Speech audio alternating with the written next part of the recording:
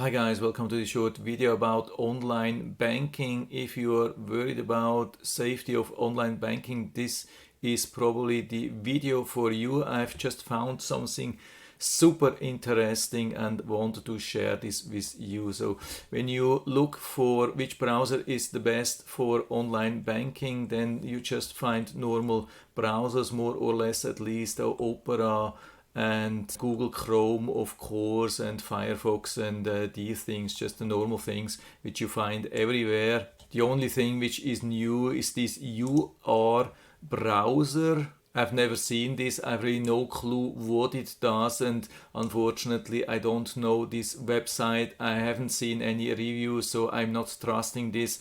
I don't know what it is, but there is some other website which I'm trusting since 20 years, and that's the chip.de. Unfortunately it's a German site, but you don't have to be worried. The software is free and it's in English available. And what they have done is they have developed a banking browser, safe banking browser, together with another company. And the advantages what they have an integrated phishing protection, and they have a keyboard for the screen, so you don't have to use your normal keyboard, and this provides full protection against keyloggers. And also they are totally discarding all the saved data after you leave the website. So really nice features, and you can get it for free. By the way, I'll put down the link to this website into the description of the video so you can download. Just click on manual installation. By the way, if your preferred language is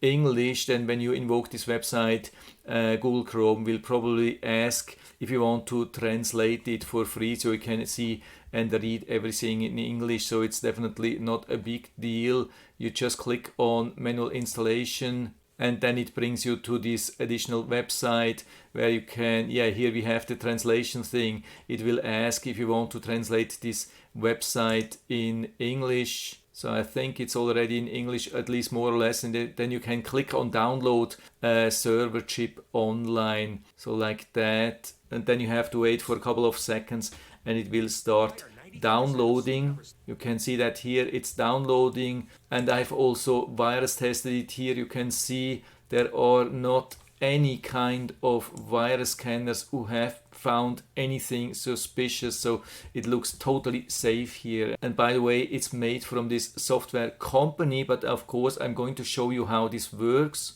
After you invoke the software, install software for the first time, I think it will ask you for some verification. I think you have to enter your email, and then they'll send you a code and you can activate it. And after you have been registering, you can always click here to activate. Just close this thing when it opens, and then we are here on this browser, and you can set up some additional banking sites. Of course, they have their own website. You can remove that. You can add your banking website. There are a lot of banks already here, but I think most of them are German banks, so you can just click and add here.